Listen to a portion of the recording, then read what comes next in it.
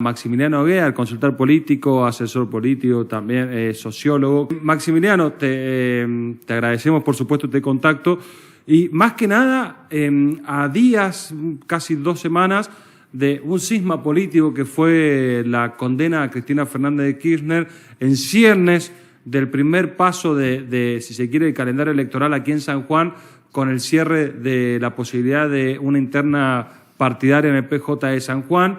¿Y cómo está impactando todo eso en el clima político provincial? Sobre eso te quería consultar primero. ¿Cómo es el panorama de la provincia? En principio, lo que ha sucedido, bien lo describís como un cisma político, es muy fuerte en términos de la cultura política argentina, sí, que esto suceda. Esto es bastante común en Latinoamérica. De hecho, yo estoy trabajando con varios clientes que tienen cuestiones, digo, cuando hablan de la Corte Interamericana de Derechos Humanos, de recurrir a la Corte, digo, tengo clientes que están recurriendo hace bastante tiempo, con lo cual es algo que en Latinoamérica es bastante más común que en la Argentina, pero lo cierto es que a alguien que lidera, de hecho, un partido político, que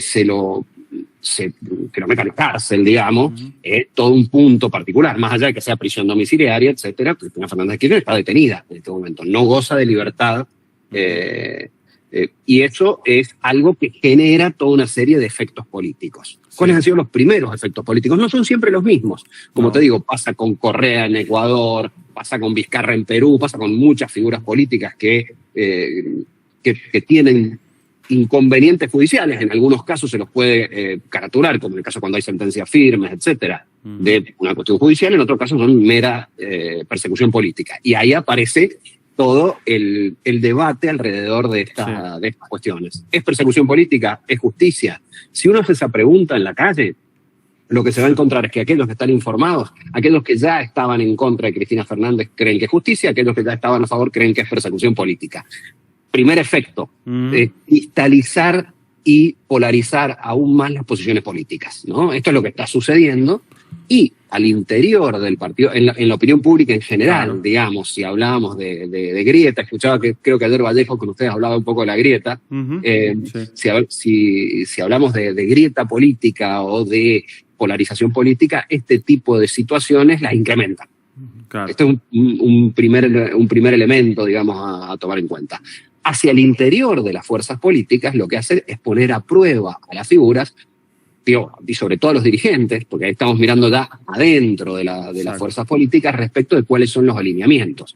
En una situación tan límite como esta, aparecen los alineamientos, aquellos que se alinean rápidamente, aquellos que directamente se ponen en la vereda opuesta, y aquellos que se mantienen en un tibio, en una tibia avenida del medio. Sí. Creo que eso también es un dato político bien interesante que se puede leer tanto a nivel nacional como a nivel provincial. ¿Y hoy qué garpa? ¿El tibio, el que se pone a un lado o el que se pone al otro?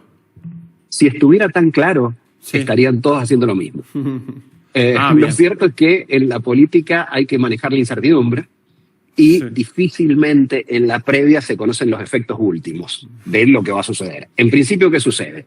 Ante esta cuestión, aquellos que se alinean rápidamente pueden fidelizar a los grupos más duros, más cercanos, ¿no? Entonces, te sirve para posicionamiento interno, digo, aquellos, es bien rápido. Si uno no identifica una adscripción política de mucho tiempo, aquellos que se acercan es porque creen que necesitan fortalecerse al interior del espacio. Claro. Bien, podés hacer esa lectura y vas a ver que funciona bastante, ¿no? Porque algunos, pues, por convicción, claramente, que sienten esto, y hay algunos que es por conveniencia. Son dos motivaciones válidas en política, ¿no?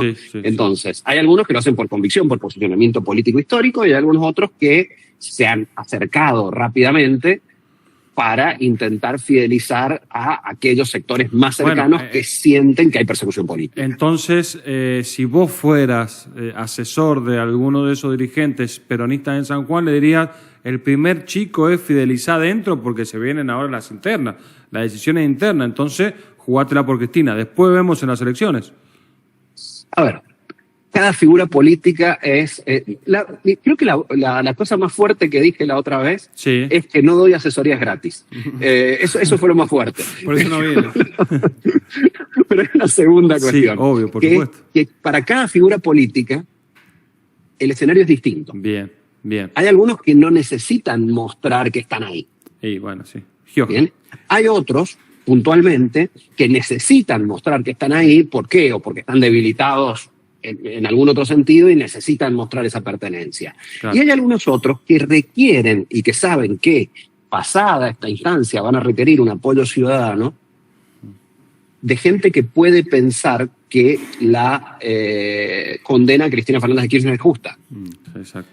Bien, con lo cual, si tienen un proceso de acercamiento demasiado rápido, lo que sucede es que esto para ellos puede ser un boomerang ante todos aquellos ciudadanos que deberán seducir dentro de poco tiempo y que pueden pensar que son una figura política potable, pero que al mismo tiempo los limita esa sensación de que estarían defendiendo la impunidad.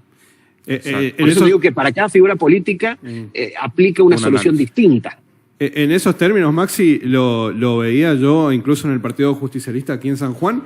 El primer acto que Cristina Fernández se le confirma la condena, aquí había dirigentes presentes y muchos que no fueron, sí fueron al segundo acto. Sí. Y en eso de buscar alineamientos, como bien decías, hay personas que uno ya sabe están fuertemente ligados al kirchnerismo, a Cristina Fernández, y otros que un poco buscaban ese despegarse, ¿no? Pero ahora hay que tener en cuenta que Cristina Fernández sigue aún siendo la presidenta del Partido Justicialista, ¿no? Sí, por supuesto. Entiendo que va a haber un proceso interno en este asunto, pero nuevamente yo tiendo a generalizar en esta cosa. Pero rápidamente, el que no va a la primera reunión y va a la segunda es porque estaba con la calculadora en la mano. Tal cual. Es muy cortito. Digamos, es fácil categorizarlos cuando uno usa categorías generales. Aquellos que no fueron a la primera reunión, fueron a la segunda, estaban con la calculadora en la mano. Y ahí hay, y aquellos que se expresaron públicamente, aquellos que no se expresaron públicamente, claramente se acuerdan que decían del peronómetro, de si existe o no existe el peronómetro. Digo, los periodistas claramente pueden usar el peronómetro ahora en virtud de las respuestas que hubo a esa acción. Quienes reaccionaron primero, quienes reaccionaron después, quienes reaccionaron de manera orgánica con la conducción del justicialismo, quienes lo hicieron por una vía paralela. Es bien interesante como hecho político, todos los hechos políticos parteaguas te permiten rápidamente hacer lectura sobre cuáles son las estructuras internas de los partidos. Y me parece que, hay muchísima tela para cortar respecto de lo que sucedió en esos primeros 2 días. Ahora, en este contexto, Maxi, se habla mucho de la condena a Cristina unió al peronismo. ¿Lo visualizás vos a eso?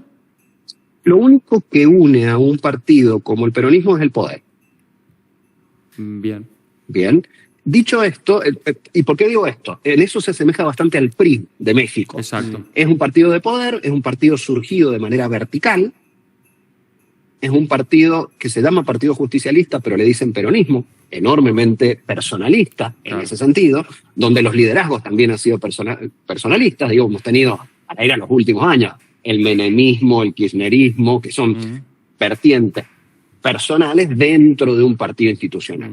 Entonces, unifica, hay que ver, porque lo cierto es que en el corto plazo le permite a Cristina Fernández de Kirchner, que en términos de opinión pública polarizaba mucho antes de que esto suceda, le permite tener una voz que quizás se escuche más fuerte dentro del Partido Justicialista, pero también esto puede funcionar como un límite para la construcción hacia afuera. Entonces, ¿qué creo? En una primera instancia, unifica. En una segunda instancia, hay gente que se puede empezar a mirar para decir, bueno, esto, ya no hay líder o lideresa, como se dice en otros países, ya no lo tenemos, no puede, al no poder presentarse, no puede actuar electoralmente y empiezan a mirarse a tratar de construir el poder. Eso va a pasar. Entonces entiendo que el cisma va a comenzar a diluirse mientras vamos llegando a octubre. Claro, octubre es un primer milestone, es un primer momento que deben resolver y que no tienen demasiado tiempo para eso. Entonces, probablemente este proceso, y hay que ver qué pasa con el devenir judicial, pero teniendo experiencia con respecto a recursos presentados ante la Corte Interamericana de Derechos Humanos, los tiempos no son cortos. Nunca son cortos. Entonces, aquellos que piensen que sería un enorme hecho político para la Corte que se expresara rápidamente. Bien, con lo cual es probable que estos sean procesos largos.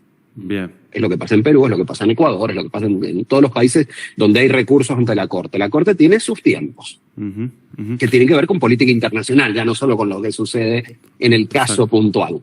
Entonces, en una primera etapa hasta octubre tienen poco tiempo para acomodarse.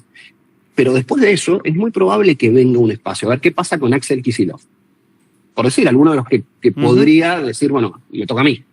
Va a depender un poco de los resultados de octubre. Después de ese momento, cuando ya cada uno pueda mostrar lo que sacó, lo que tiene, se va a venir un proceso de reacomodamiento seguramente, porque ¿qué podría suceder? Que Máximo se presente en la tercera, que tenga un muy buen resultado y que funcione como ¿cómo se llama? Como puerta de hierro. Claro.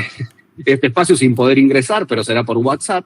El balcón. Pero podría suceder que el candidato sea otro o que no le vaya tan bien. Y en ese caso, digo, el peronismo suele ser la política, suele ser impiadosa con el que pierde el poder. Digo, ¿no? Entonces, eso me parece que se va a generar hacia adelante. En términos de resultados, vos decías, queda poco tiempo para octubre, claro, pero en términos de resultados, las elecciones van a ser un tamiz para poner, para ver quién queda, ¿no? Kicillof puede ser uno, que es un hombre que, claro, gobierna una de las provincias más difíciles y más grandes de la Argentina, pero hay que ver qué resultados obtiene allí y también hay que ver qué resultados obtiene la Libertad Avanza, o es simplemente un análisis que se va a tener que hacer el peronismo para adentro en base a lo que obtenga en cada jurisdicción.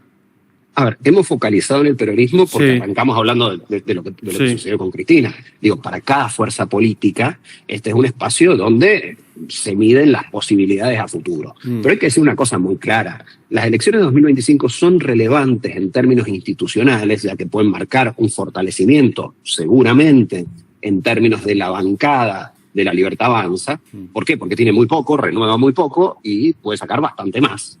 Bien, sin embargo, es muy poco probable que cambie la dinámica legislativa de acá al 2027, y hay que decir que en política en la Argentina 2 años es muchísimo tiempo. Ganar una elección de medio término no implica nada, y es difícil además saber quién ganó. ¿Quién gana? El que gana provincia de Buenos Aires, el que obtiene más votos a nivel nacional, el que saca más bancas. Son todas mediciones distintas. Vos decías ganar. Y en ese contexto es difícil decir todos quién pueden gana. ganar. Ganarla no significa nada, pero perderla significa un montón. No digo que no significa nada. Digo que no es determinante para lo que sucede en 2027. Tenemos muchos ejemplos de elecciones de medio término ganadas que terminan en una elección de 2027 perdida. ¿Por qué? Porque 2 años en política en la Argentina es una eternidad. Pasan muchas cosas en el medio. Con lo cual, ¿marca la línea de largada? Sin duda. Algunos van a largar un poquito más adelante y otros un poquito más atrás, sin duda. Pero no elimina la maratón. No es que con lo que sucede en 2025 es un resultado que va a determinar 2027. Es importante, sí, digo, todos los que estamos fascinados con la cuestión política o que nos dedicamos a esto, a la consultoría, al periodismo, etcétera, resulta un dato político súper interesante. Pero 2 años en política es mucho. La pregunta que me hago yo, Maxi, es si las voces fuertes, radicales entre comillas, sino potentes, que yo me la juegue por Cristina y que sostenga el mensaje de la proscripción, ¿va a ser un factor positivo en esta elección como ocurrió en el 2023 con Milei? ¿O en el 2021 también con el propio Milei? Va a ser un factor polarizante que van a intentar utilizar algunos para dejar fuera tercera fuerza. Bien. Ahora, lo cierto es que cuando uno pregunta, y hay investigaciones de opinión pública dando vuelta por todos lados, algunas nuestras, muchísimas otras no, cuando uno pregunta, hay una mayoría de ciudadanos que cree que es culpable, lo que no implica que lo sea. Digo, la opinión pública no sustituye a la justicia. Pero lo cierto es que hay un porcentaje importante que considera que hay un nivel de culpabilidad, digamos, de Cristina Fernández de Kirchner.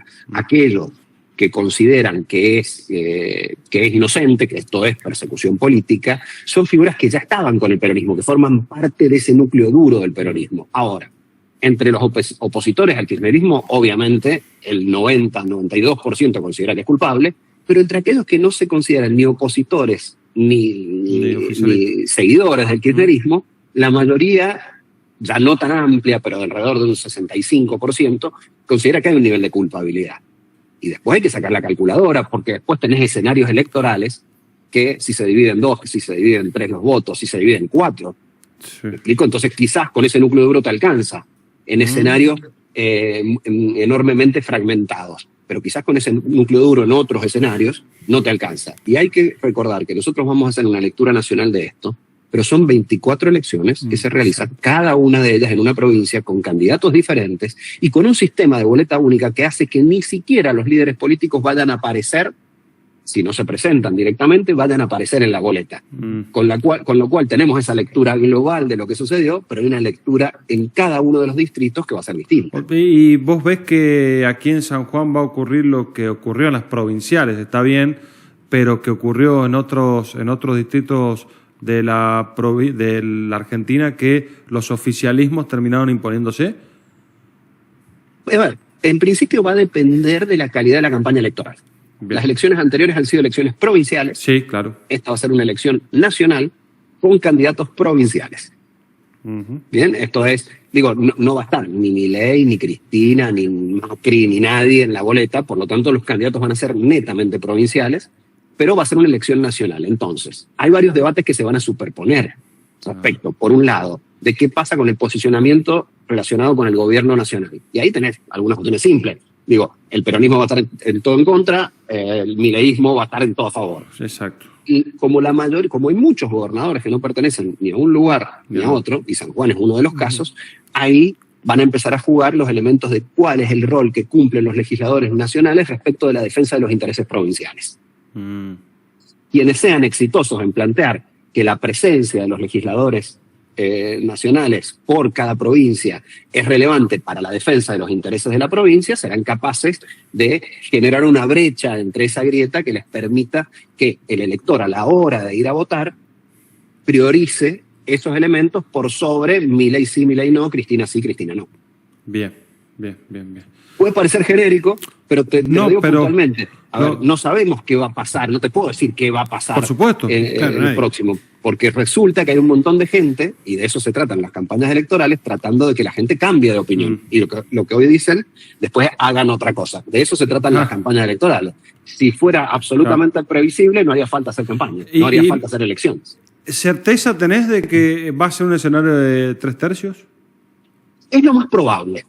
Bien. Pero va a depender de varias cosas, porque vos tenés un partido que es, digamos, el oficialismo provincial, que tiene como respaldo una fuerte base de sustentación ciudadana en términos de opinión pública, sí, pero que tiene todas sus figuras políticas más relevantes ocupadas, ejerciendo cargos públicos, porque básicamente asumen después de 20 años de un ciclo político de otro espacio, con lo cual la base dirigencial no era tan amplia, están casi todos ocupando cargos públicos, con lo cual tenés un espacio político fuerte en términos de imagen, pero sin figuras políticas. Tenés un segundo espacio político, La Libertad Avanza, que aparece como oficialismo nacional, pero que tampoco tiene ni una sola figura disponible de mediano peso en la provincia de San Juan. Y después, por otro lado, tenés al Partido Justicialista, que por primera vez en muchísimos años va a ir una elección sin tener la vaca atada, esto es, sin ser oficialismo. Sí. Con los recursos, sin los recursos. Digo, es difícil hacer campaña cuando estás acostumbrado a hacerla con fondos, a hacerla con menos fondos. Y al mismo tiempo con una enorme cantidad de figuras conocidas disponibles, porque básicamente perdieron las últimas elecciones. Cada uno de esos partidos tiene o de esos espacios políticos tiene un desafío diferente. Entonces, ¿es el escenario de 1-1-1 el más probable? Sí. ¿Es el seguro? No sabría decirlo, porque va a depender también si aparecen algunas otras fuerzas. Digo, pensado, por ejemplo, en el cordobesismo, en algún otro frente libertario, no ligado a La Libertad Avanza. Digo, todavía no se puede descartar que alguna de esas figuras potentes del Partido Justicialista decida ir por fuera. Claro. Entonces, hay muchísima incertidumbre como para decir con tanto tiempo de anticipación va a ser un 1-1-1. ¿Es el escenario más probable? Sí, porque tiene que ver con lo que ya sucedió. ¿Estamos seguros de que eso va a pasar? De ninguna manera. Ahora, si el escenario fuera 1-1-1, en términos institucionales, el justicialismo perdería un legislador nacional, probablemente una tercera fuerza, que sería La Libertad Avanza, ganaría un legislador nacional. En ese escenario, institucionalmente, la única modificación sería esa. Ahora, fíjense qué pequeño en términos de cargos públicos. Sí. Estamos hablando de 3 cargos. Claro, San Juan. todo el resto de cargos, sacando a los senadores, se eligen el 27. Con lo cual, este es un lindo partido introductorio, el partido grande se juega después.